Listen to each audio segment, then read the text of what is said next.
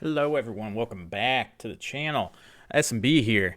Today we're just going to jump right into it. Not a whole lot to talk about news-wise. We did get some consumer confidence came out, and yeah, it came out bad. I mean, not horrendous, but what's new? People are worried about a recession, duh. Not surprised there. Why wouldn't they be? Everything's getting more expensive. No one can afford to do nothing. Everyone's just putting on the old credit card. No one's got any savings. Yada, yada, yada. Yeah, things look bad. So that was kind of a non-factor. But looking at the price action today, we kind of did what we did yesterday. Kind of same thing we did yesterday. We kind of just opened up. We got a nice rip yesterday, just completely faded today. We got a nice little low volume rip during the lunch hour, which was very interesting to me, and also why I was pretty convinced it was going to be fake. Sure enough, we just ran up to the supply up here at 1217. Dumped off of that, way higher volume than the buying. I mean, this buying volume, when you see this, when you see the market just going up, and you see volume going down, and then the volume kicks up on a big red candle, fully engulfed it, that was just a money play right there. If you bought some puts off of that, if you are a supply and demand trader, you are doing real well, because the market is just perfectly abiding to these supply and demands. And exactly what we did again today, just put in another lower high, and then we put in another lower low. Looking at the futures right now, we did a little dumping after hours. As soon as we closed, the Nasdaq is only down like 0.2% after hours. We were only down like 0.1% on the day on the Nasdaq. So just another sideways day where the buyers just couldn't hold on to any ground. They couldn't make any meaningful moves. They couldn't break any previous levels. They couldn't hold the price up. It was just completely faded, completely ran up to resistance, completely dumped off again. So now the question is, how long can buyers just keep this up? Can they just keep doing this for weeks and weeks until we get more bad news, or are we gonna finally break above one of these resistances? Right now it doesn't look good. The longer this goes on, the more exhausted the buyers get and the more strength the bears get, because we're back in the bears territory. If we look at our daily chart, we have our 200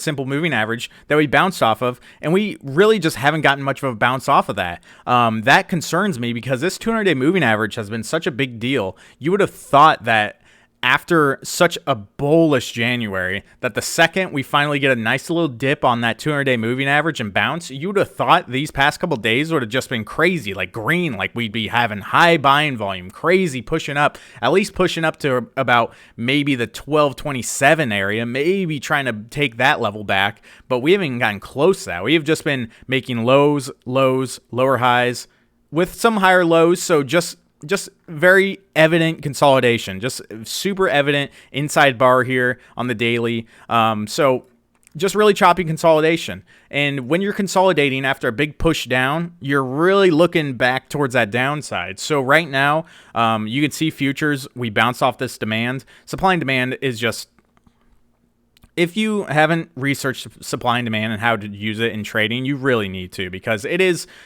such a pillar in every trader's arsenal. You have to be familiar with this, because it is just so evident that price action completely abides by supply and demand. And today was just 100% proof of that, because where do we rip up to? Right up to this supply. If you would have seen that, you would have been thinking, hey, I see volume coming down. I see selling volume coming up. Grab a put there.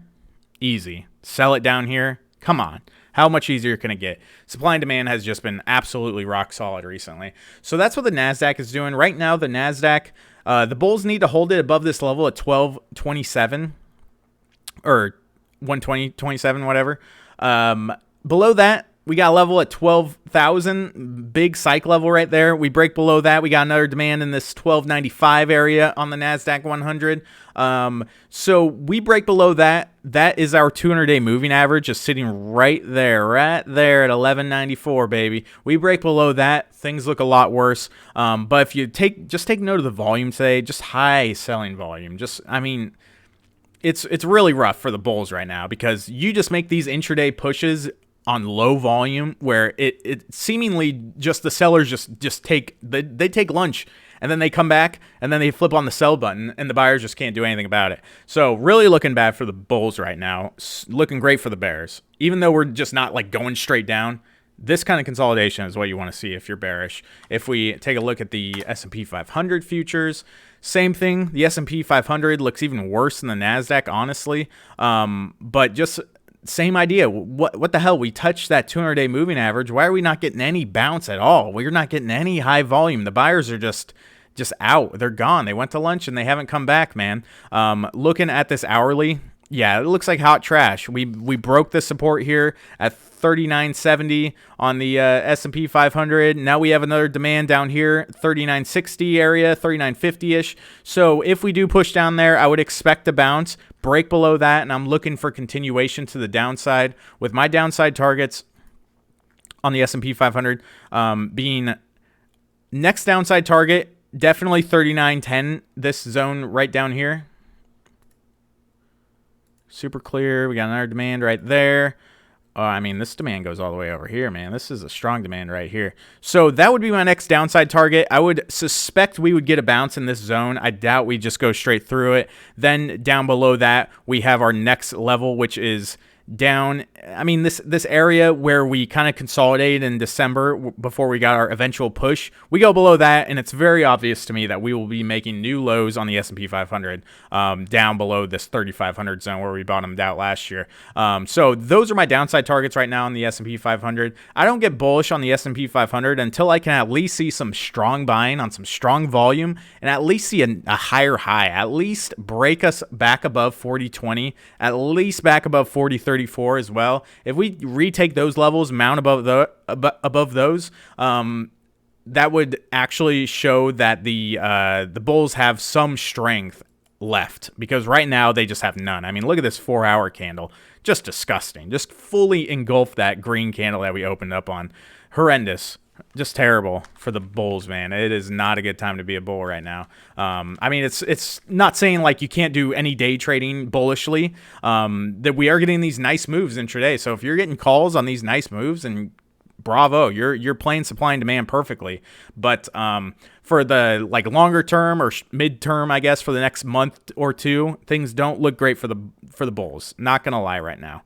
Wouldn't lie to you. It doesn't look great, and I'm not biased. I try to be as unbiased as possible. Price action is just telling me it doesn't look great for the bulls. When we keep doing this kind of stuff, we need to start mounting these levels that we just keep dumping off of. If we can't do that, bulls, your goose is cooked. And we have another demand right there. So targets on the Nasdaq 100. Downside, really, I mean, let me see here. I should have taken a look at this first, because really next target is, yeah, we have our demand right there at 1192. Below that, big level down here at 1186. And it's just really supply and demand. I mean, we just have the next demand right there. We got the next demand over here. So target to the downside right now, 1189 for the Nasdaq before I would imagine we see another bounce. And then below that, next major level at 1173 on the Nasdaq. Then really, yeah, I mean, we are just the Nasdaq, it just got a long ways to go. The S&P 500, for context, if we fix my chart here. Now, the Nasdaq has pulled down, and it is still a ways away from where it was sitting at the beginning of this year. We're still a long ways from that compared to the S&P 500. I'll show you what I'm talking about. I mean, we still have another 10% to the downside before we're down to those December lows. The S&P 500, on the other hand, is only like 4%. So really, once tech starts to slip, that will be the nail in the coffin. That will really be the push. But right now, tech is just holding on by a thread. But these daily candles we're logging are just not convincing. An inside doji on high selling volume, not really convincing me very much that the bulls will be able to take charge. So target for the Nasdaq right now at 1189, let's say 1190. Below that, next target at 1163 would probably be my guess, maybe 1173. Below that, huge level down here at 1135. I just have all my levels here on this just various pivot points where the price action's pivoted, but we know our point of control where price is most in agreement, where bears and bulls are most in agreement, is right here at 1162. So that is my main target for this push right now. I imagine once we get there, we will see a little bit pushing up. The bulls will get some strength eventually, unless things get really, really bad, which I don't think will happen until next FOMC, which isn't for a few weeks. But this week, just really not a lot of news. There's Costco earnings on Thursday. That consumer confidence was bad, but this week could just very well be a very sideways, choppy week. So you have to take that into consideration if you're writing shorts or puts right now. If you're shorting shares, you don't care. But if you're doing options to the downside, you want to buy some time on those. Days like today are just there. These days are just there to destroy your Nasdaq puts that you have out of the money that expire in 2 weeks or 3 weeks or even a month. That's all of these days are for. That's all the market makers are doing. They're just watching your premiums go into their pockets. And they love doing that. So that's why you get these days like this, where it's just like, looks like things are so good, and then it looks like things are so bad, and then tomorrow, watch, we'll just get another green day somehow tomorrow. Like, who knows? I'm just saying, short to midterm, things look like we're going to head back down. So let's look at some stocks that I like to the downside. Obviously, everyone's talking about NVIDIA. And now, NVIDIA after hours, we got to talk about what NVIDIA just did after hours. NVIDIA is so absurdly overvalued. I mean, it's more overvalued than Tesla by a long shot. It is the most overvalued tech stock, arguably, at the moment. Just crazy, pure speculation. Great if you're a bull and you've been holding if you bought down at like 120. I mean, bravo. You got about 100% gainer. So NVIDIA, the company, they know how insane this stock is overvalued. So they just did a $10 billion mixed shelf offering, which includes some common shares, some, what's the word I'm looking for? I'm going to have to find this. I'm going to have to find it, baby. But they're doing an offering. They're diluting their shares. They're selling shares to us dumb retail investors, which to me shows me that they are sitting there, corporate, the accountants are sitting there and they're like, dude, we might not see these prices on our stock for fucking years, man. We have an awesome opportunity to raise some cash with only diluting their shares, their outstanding shares by about 2%, I believe, right now. But it is not good news. You do not want to see that. If you've been buying NVIDIA at this price, you're absolutely out of your fucking mind. So if you did that, they just took a big shit on your chest, and that sucks for you. If you're short on NVIDIA like I am, then this is great because we're down about 2% after hours on NVIDIA, which isn't crazy, but we are breaking the support, which I've been talking about at 230. So if we open up tomorrow and we break that and we start to go fill this gap, man, shorts are looking they're looking good on NVIDIA. Great risk to reward right now on NVIDIA to the downside. So that offering, terrible news. They're diluting their shares. They are making the shares that you own worth less because they are offering more of those shares to the public. So not great. Not a huge offering. Just it is not a good look if you're a long holder on NVIDIA right now because they are making your shares worth less, and they just want the money because they know this thing is overvalued.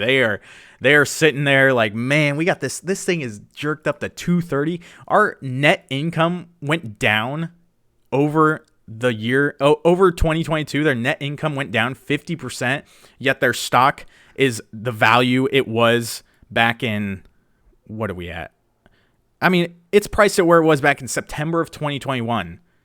Like, are you out of your freaking mind, NVIDIA? What the hell? So they saw that and they were like, hey, great opportunity to raise some cash. On top of that, insiders have been selling. There have been multiple inside sales from executives selling stock because, duh, why wouldn't they? They're like, shit, we know this thing could go to $100 in a couple weeks. Who knows? I don't think that's going to happen, but they're taking the opportunity to raise some cash. I don't blame them, but NVIDIA right now just logged a ugly daily candle. I mean, call me crazy, but insider trading happens all the time. You cannot tell me that this like end of the day massive selling was not because people knew that they were going to come out with this news that they were going to do an offering, man. It's like so obvious. It's wild. It's insane. SEC is just like, it's the bird box meme where they have the fucking blindfold on. They're looking around. Like, that's the SEC. I guarantee there are all sorts of puts bought right at the end of the day, too, because people knew that this was going to happen. Whatever. But anyways, NVIDIA looks right to the downside. Disgusting, huge wick up on this daily candle. Low volume. It looks great. AMD, on the other hand, I'm shorting AMD because it's a semiconductor. It's overvalued. It's not as insanely overextended as NVIDIA, but this bad news will, I mean, NVIDIA leads the whole sector. So if NVIDIA goes down, AMD will go down with it. Same idea. Massive wick. Just ran up against this key level at $80 and just smacked up against it today. We dumped off of that. Apple, same thing, man. Look at this supply and demand. Supply and demand is just so beautiful. I mean, it's absolutely ridiculous. Same idea. We just put in a lower high on Apple. So it's just nothing's changed. Yep, things still look bad for Apple. This ugly daily candle. Look at the wick on that daily candle, boy. Sheesh. I mean, Jesus. Just barely closed above that 200-day moving average. So we give up that 200-day moving average. We start to push down below. We actually get like a long-term candle close below 146. That's huge. 145 if you want to be really safe.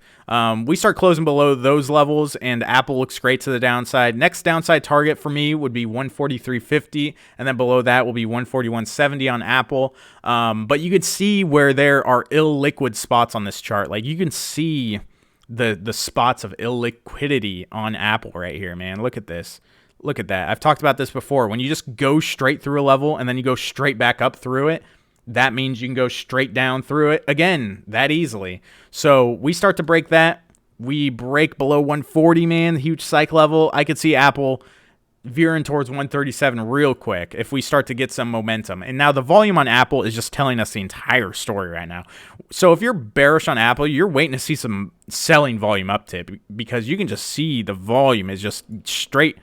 Oh, I effed up my chart. We're just declining straight down. If you look at the bottom of my screen here, boom, the volume's just gradually going down, going down, going down. Buyers are just nowhere to be seen. Sellers, once they step in, they should have an easy time taking control, especially if we do get a solid break below the 200-day moving average. So Apple, it looks great to the downside. Everything I'm going to look at just looks great to the downside. So let's take a look at VIX. VIX kind of interesting day on VIX. The VIX, we did lose $21, which I was hoping we'd keep as a bear with short positions right now. So we need to take that $21 level back. But if we do, VIX has so much room to the upside. I mean, and we're still at $20 on VIX. There's so much room to the upside. If we start heading back towards the 30s, upside on the VIX means downside on the market. So looking at the dollar still remaining strong, man. I mean, we tried to pull back, and yeah, same thing. Supply and demand even works here on the dollar. You can see we ran up to supply at 105. We rejected it. Now we're mounting 104.41, pushing back up towards 105. The dollar looks like it wants to keep going up. Not good for the market when that happens. U.S. 10-year is just, it can't get above 3.975 right now. You can see these wicks on the daily chart just wicking up. Yeah, it's... the bond yields are still very elevated. They're higher than they were back at the end of the year in December. And they still look like they want to go up, man. I mean, we broke out of this bull flag, and it looks like it's going to head towards that 4%. It's only going to happen, though, if we get the Fed coming out and talking about going to 6% or 6.5%. Right now, they're trying to stay at 5.2 or whatever. So that's what the bond yields are doing. Not a whole lot today. Not a whole lot of action on the bond yields, but I think that's all I got for you guys. I think that'll do it. Yeah. So, just same thing, man. We're at the point where we're just like, can we just keep this going? Can the buyers keep holding on? And the longer this goes on, the less strength, the less money they get, the less people are willing to buy. And that's good for us bears right now. But it's really just, we're playing a game of chicken. The Bulls and the Bears are playing a game of chicken right now, and it looks like the Bears have more leverage right now. We need to talk about Tesla. So Tesla, I know Tesla is the most commonly like retail traded stock, I think, by a long shot. So I think a lot of normal people like me are seeing this head and shoulders right now. We got our shoulder, head, shoulder. To me, it's almost too obvious. I get really hesitant when I see such obvious like chart patterns, especially one as retail friendly as the head and shoulders. Everyone talks about the head and shoulders. If anyone has done any minute amount of technical analysis research, they know about the head and shoulders pattern. So I get a little sussed out, especially on something like Tesla, especially when it has gone just like completely parabolic this whole year. So that is sussing me out a little bit. But if it does follow through, I see a nice confluence right here. We have a nice trend line. You can see this trend line where our support has been bouncing. You see that bounce, bounce, bounce. We have a nice confluence right here with this key level at 196.50 with our trend line right here. So we run down, we break through that. We get a long-term candle close below that. It looks good to the downside. I'm like really liking it to the downside if we can break below 186.34. But the risk to reward is obviously after something has gone up so quickly, so fast, and the outlook for tech still looks so bad in the macro environment. The risk to reward is just always going to lean to the downside when you've had such a ridiculous, 120% rally or 115% rally. So Tesla looks great to the downside too. I know I'm broken record. Everything looks good to the downside. So I appreciate you guys for watching. Now, me saying all that doesn't mean, hey, tomorrow everything's going to go straight down. I'm talking about the next week, 2 weeks, 3 weeks, to the next month. In my opinion, I don't think S&P will be pushing back towards these highs that we had up here at 417 for quite some time. That's just my opinion. So all I ask you to do is consider dropping a like on the video, drop a sub so you don't miss any more. I do these for free. I don't ask for any money or nothing. I'm doing these for fun. Not that anyone should pay for these. I don't think they're worth a damn. Anyways, no, I'm just kidding. But if you appreciate the content, drop a comment and let me know. If you hate the content, drop a comment and let me know too. I appreciate that. But thank you as always for watching, and I will see you again tomorrow. Peace.